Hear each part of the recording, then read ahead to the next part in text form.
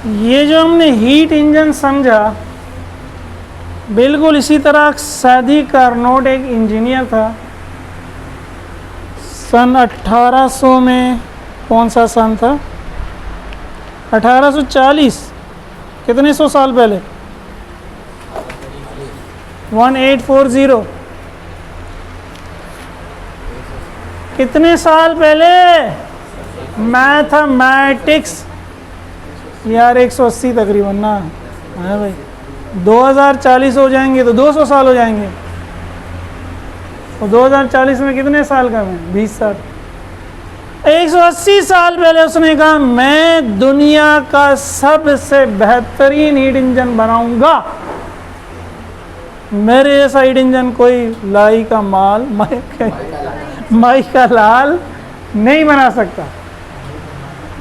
1840 में सोचें लोग कितना पुरज़म होते थे, कितना खुद पे उनको भरोसा होता था।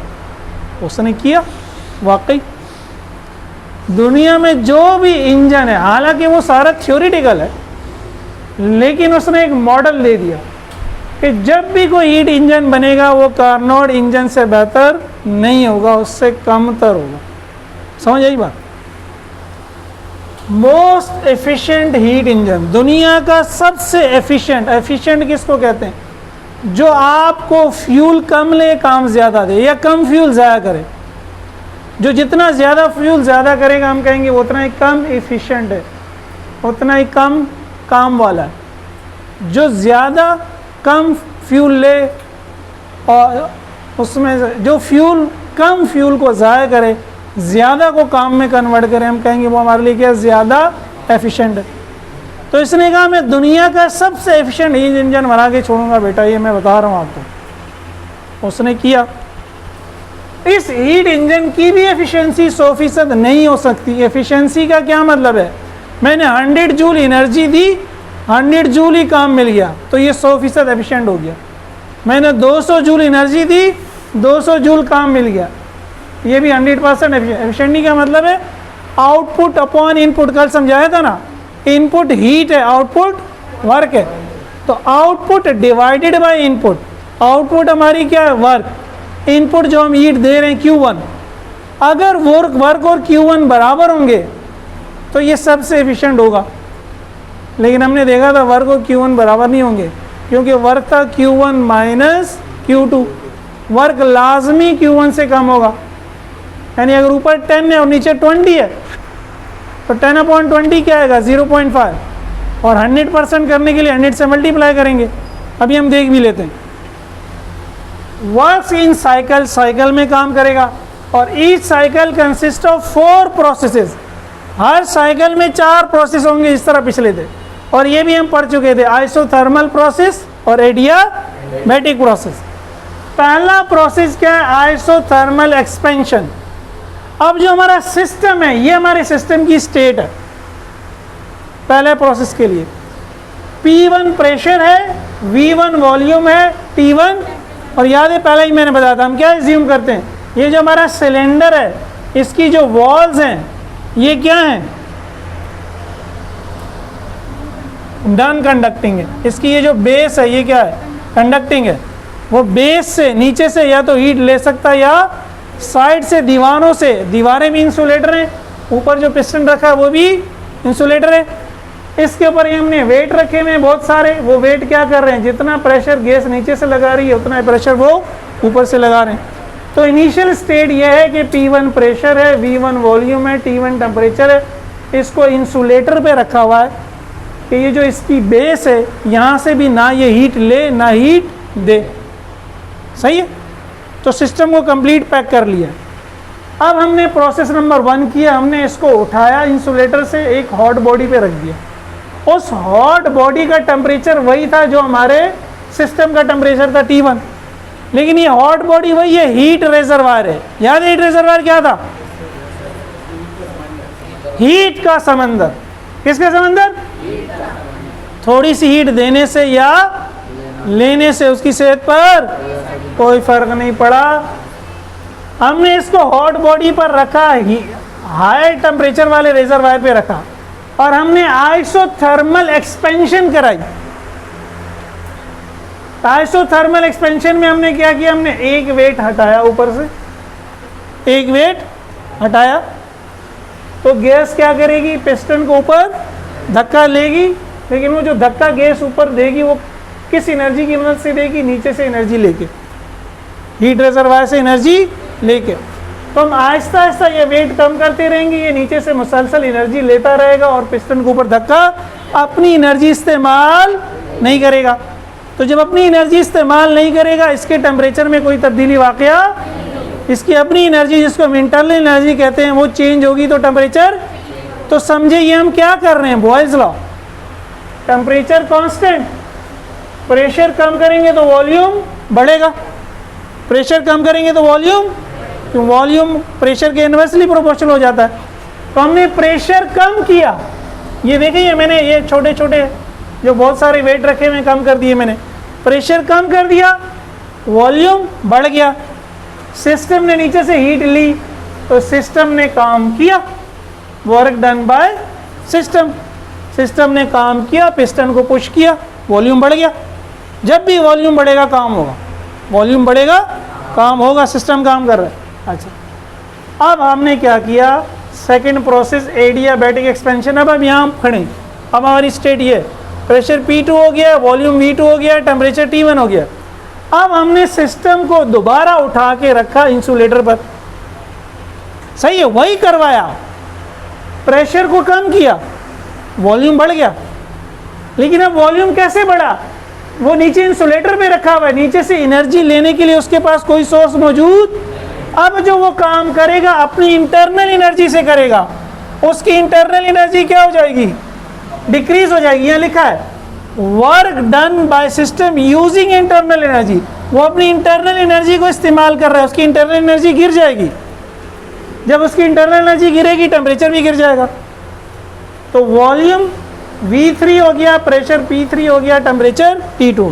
और ये मैंने उस वक्त आपको समझाया था कि आइसोथर्मल हम स्लो करते हैं और एडियाबैटिक फास्ट करते हैं, सही है। अच्छा, तो यहाँ पहुँच गए। अब समझिए हम फॉरवर्ड डायरेक्शन में चले गए, अब हमने वापस आना है, पुश कर दिया व्हील को, अब वापस आना है।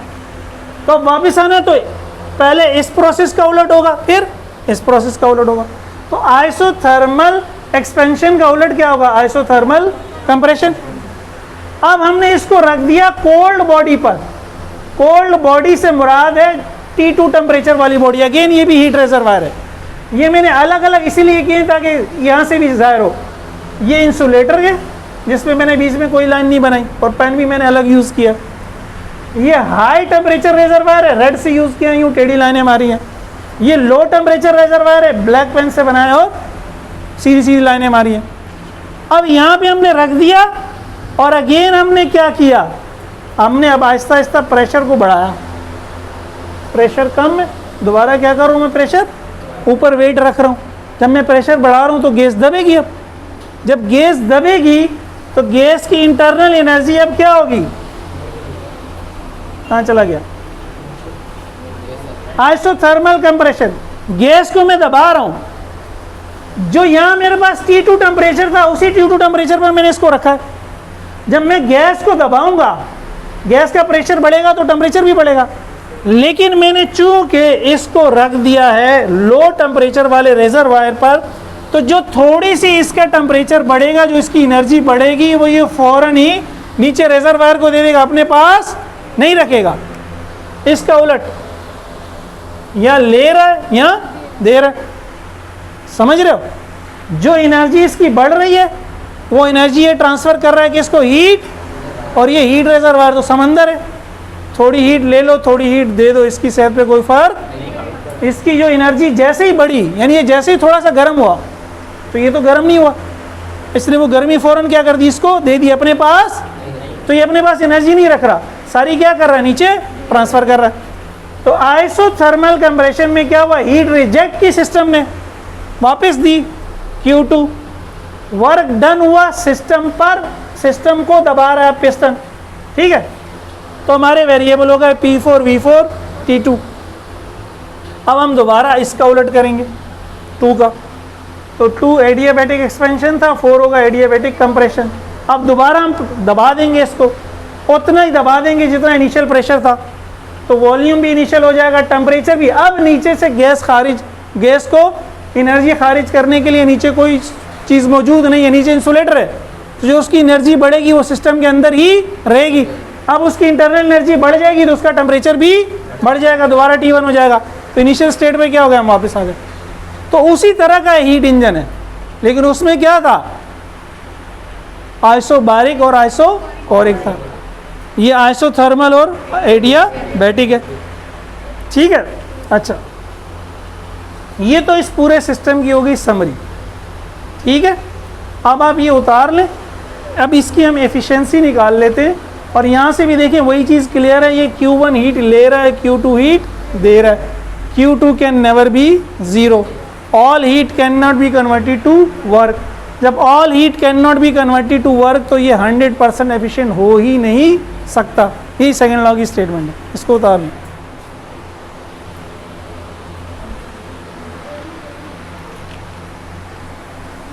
अब हम कार्नोट इंजन की एफिशिएंसी देखते हैं। किसी भी इंजन की एफिशिएंसी का फार्मूला होता है output upon input, output upon, और अगर हमने परसेंट में निकालनी हो तो मल्टीप्लाई बाय 100 करके 7% लिख दें। कल हमने देखा था कि हीट इंजन ऐसा इंजन होता है जिसकी इनपुट हीट होती है और जिसकी आउटपुट। अब ये हमने यहाँ जो हमने काम किया, हमने Q1 ली हीट, तो Q1 इनपुट है, और जो हमें आउटपुट मिली, यहाँ भी गैस ने काम किया, यहाँ भी गैस ने काम किया, तो हमें आउटपुट क्या मिला, यहाँ और यहाँ पिस्टन पुश हुआ, तो हमें मिला क्या, वर्क मिला, वो हमारी आउटपुट है। अच्छा, अगर इस पूरे कार्नोट इंजन को या बल्कि किसी भी हीट इंजन को अगर मैं एक छोटी सी डायग्राम से शो करना चाहूँ, तो वो एक डायग्राम, ये कॉन्सेप्ट समझने के लिए, इसको कहते हैं कंसेप्चुअल डायग्राम, अंदाज़ा लेने के लिए, आइडिया लेने के लिए। ये डायग्राम इस चीज़ को समराइज कर रही है। समंदर को कूजे में क्या कर रही है, समंदर को कूजे में, बोलो ना यार, समंदर को कूजे में, समंदर को कूजे में, कभी नहीं सुना ये, सुना ये, क्या बात है यार उर्दू, मैं तो पठान हूँ, मेरी उर्दू आप लोगों से अच्छी है फिर यार, ठीक है। तो सोर्स हाई टेम्परेचर वाली बॉडी, हाई टेम्परेचर वाली बॉडी ने हीट दी, उसका नाम क्या है, Q1। इस Q1 से क्या हुआ, वर्क हुआ, पिस्टन को ऊपर धक्का दिया, और कुछ हीट सिस्टम ने वापस कर दी, कुछ हीट सिस्टम ने वापस कर दी, वो क्या है, Q2। Q2 किसको वापस की, सिंक को, किसको वापस की, सिंक को, ठीक है। तो ये Q2 वापस हो गई, ये Q2 वापस हो गई। तो कोई भी हीट इंजन हो जो कार्नोट इंजन की बेस पे बनेगा, या इन जनरल जब भी हीट इंजन बनेगा उसमें ये होगा लाजमी, कुछ हीट वो लेगा, कुछ हीट वो देगा। जहाँ से हीट ले रहा होगा वो हाई टेम्परेचर वाली बॉडी होगी, उसको कहेंगे सोर्स, उसका टेम्परेचर होगा T1। जहाँ हीट दे रहा होगा उसको कहेंगे लो टेम्परेचर वाली बॉडी, उसका टेम्परेचर होगा T2। T1 is greater than T2, ठीक है। लेकिन अगर हम देखें हमारी जो इंजन की डेफिनेशन के मुताबिक इनपुट वो है जो आपने दी, आउटपुट तो वो काम है जो आपको मिला। तो इनपुट हमने क्या दिए, Q1, और हमें काम क्या मिला, डेल्टा। तो अब मैं जब एफिशिएंसी का फार्मूला निकालूंगा तो आउटपुट की जगह लिखूंगा डेल्टा W, इनपुट की जगह लिखूंगा Q1। Q2 तो ज़ाया हो गई, Q2 से कोई काम नहीं हुआ, ठीक है। अभी ये मैं मिटा रहा हूँ, सही है। इसको मज़ीद आगे देखते हैं।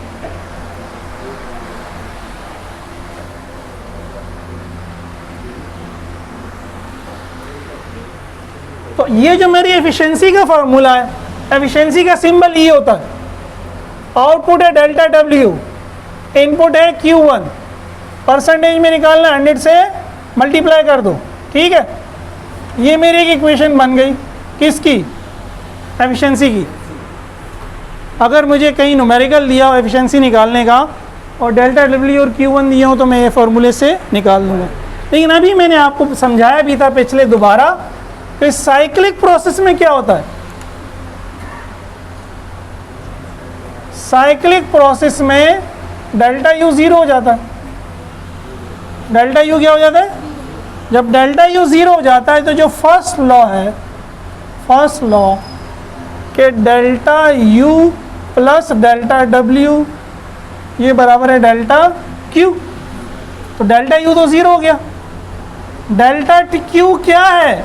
वो हीट जो सिस्टम ने इस्तेमाल की, तो Q1 उसने ली, Q2 वापस कर दी। वैसे भी देखें, हमने कहा था heat supplied to the system positive, heat rejected by the system negative. ये पॉजिटिव, ये नेगेटिव।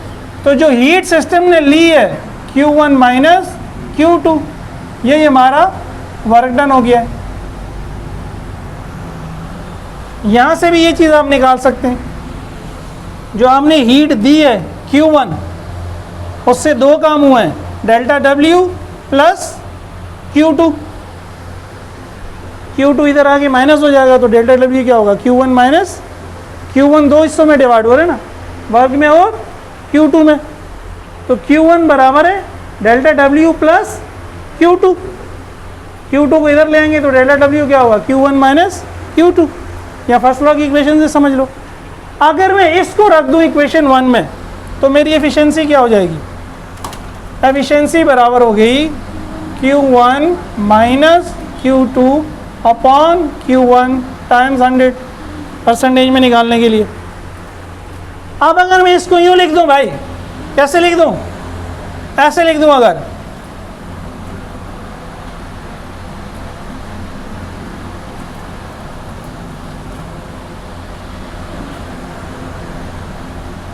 कोई मसला तो नहीं है? किसी की रूह तो नहीं तड़प रही? ये क्या कर दिया यार? आप हो गया, आवाज़ क्यों नहीं आ रही? रूह तड़प रही है? अच्छा, नहीं तड़प रही, सही किया है मैंने। तो Q1 से Q1 क्या हो जाएगा? कैंसिल हो जाएगा। E क्या हो जाएगा? 1 minus Q2 upon Q1 multiply by 100। ये हो गई इक्वेशन 2। एफिशिएंसी की, ठीक है। चलें यहाँ तक उतारें।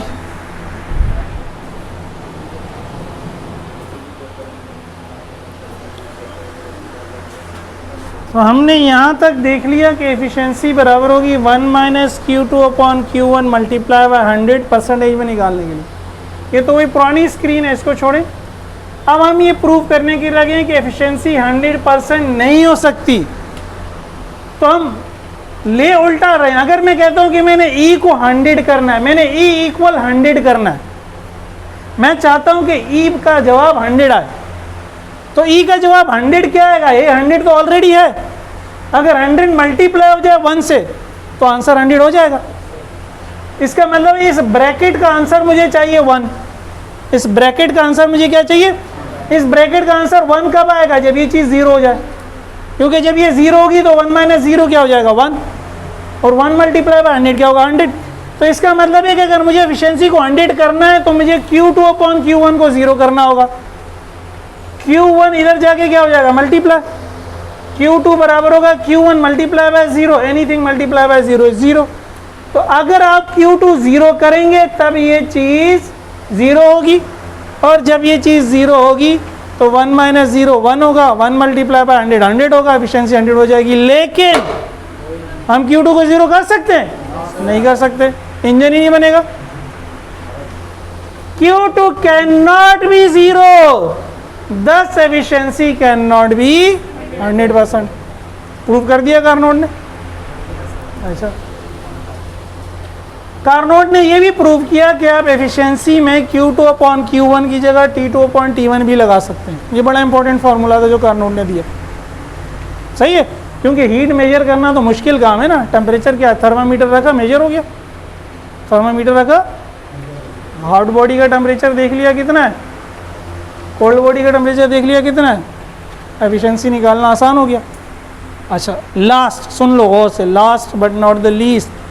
आप लिखने पे ज़्यादा जोर देते हैं। ये तो आइडियल इंजन है। कैसे आइडियल है? कार्नोट ने एज्यूम किया कि जो मैं हीट सिस्टम को दे रहा हूँ और जो सिस्टम से निकल रही है बस वही हीट ज़ाया हो रही है, और हीट ज़ाया, हालांकि ऐसा नहीं होता। जब भी हीट ट्रांसफ़र करते हैं कुछ हीट आसपास भी चली जाती है। जब आप हीट हॉट बॉडी को दे रहे होंगे तो भी कुछ हीट इन्वायरमेंट में चली जाएगी, सही है। जब सिस्टम हॉट बॉडी से हीट ले रहा होगा तो सारी की सारी हीट नहीं ले पाएगा, कुछ कहाँ चली जाएगी, इन्वायरमेंट पे। इस तरह जब वो कुछ हीट कोल्ड बॉडी के दे रहा होगा तो भी कुछ हीट कहाँ चलेगी, इन्वायरमेंट। तो कुछ हीट इन्वायरमेंट में ज़ाया होगी, वो कार्नोट ने कंसिडर नहीं की। फिर फ्रिक्शन है, जितनी हीट है वो सारी की सारी काम में कन्वर्ट नहीं होगी। तो भाई ये पिस्टन दीवार से रगड़ भी तो खाएगा, वहाँ भी कुछ एनर्जी ज़ाया होगी। ये मैं ज़ोर लगा रहा हूँ, 200 मन का बंदा खड़ा है, मैं तो एनर्जी लगा रहा हूँ, बंदा हिल ही नहीं रहा। तो भाई उसको पहले उसकी फ्रिक्शन ख़त्म करने के लिए भी कुछ एनर्जी ज़ाया होगी। तो फ्रिक्शन को कार्नोट ने कंसिडर नहीं किया, हीट लॉस को कार्नोट ने कंसिडर। तो कार्नोट का इंजन आइडियल इंजन है, और आइडियल इंजन की एफिशिएंसी भी 100% नहीं है। तो प्रैक्टिकल की तो फिर हो ही नहीं सकती। आप एक दिन उठते हैं, यार सर ये तो मेरा ख्वाब था 100% आइडियल इंजन बनाना, मैं बना के दिखाऊंगा, लेकिन आपको ख्वाब आज रेजा रेजा हो गया, हो ही नहीं सकता। 1840 में बताने वाला 1840 में बता गया कि तुम तो आइडियल इंजन को 100% एफिशिएंट नहीं बना सकते, तो प्रैक्टिकल को क्या बनाओगे बेटा। समझ आई। हमारी जो नॉर्मल गाड़ियों के इंजन होते हैं वो बहुत इनएफिशिएंट होते हैं, पता नहीं 20% एफिशिएंसी होती है, 30%। यानी 100 रुपये का जो फ्यूल हम डालते हैं ना, वो 30 रुपये से गाड़ी चल रही होती है, 70 तो ज़्यादा हो रहा होता है। वो जो धुआं निकल रहा होता है वो क्या है, Q2, एनवायरमेंट को वापस हीट खारिज, कहाँ वो धुआं क्या है, ज़ाया, एनर्जी ज़ाया। वो जो हीट बन के इंजन को धक्का दे रही है वो तो धक्का दे रही है, वो धुआं क्या है, ज़ाया हो रही है एनर्जी।